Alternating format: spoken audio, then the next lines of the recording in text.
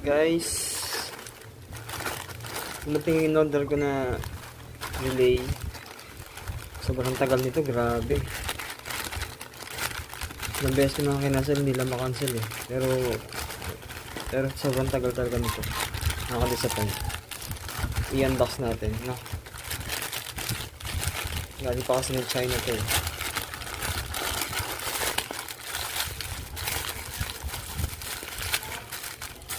Hindi siya parang pangit yung packaging niya. Ito yung relay na ginagamit yung usually na ginagamit sa solar setup.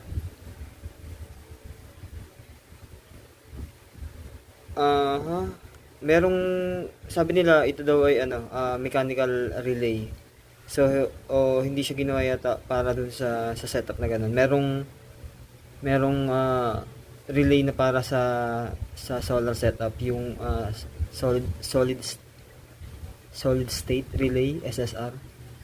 Guys, disclaimer lang, no, hindi ako expert sa mga ganito, lalo sa mga electronics o electric sharing lang, more on sharing, hindi po tutorial. Okay, baka may mga at kung may comment kayo, pa comment na lang, dagdag sa kaalaman natin na po. Ayan, so sabi nila dito raw yung sa ground at dito yung ikakat 12 volts, tapos dito rin from battery to sorry, tama ba? Basta ito yung magkakat ng inverter. Ipapatay nito yung inverter para pagka na-reach niya na yung na-reach na nung battery yung LBD niya. So 12 volts, 100 ampere. Ayan. So ikakabit ko siya mamaya. Hindi ko alam kung anong size nung tawag doon, nung terminal lug.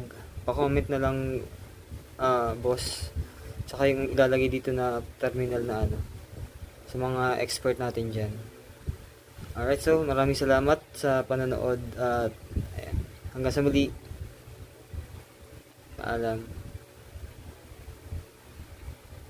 La la la la la la la.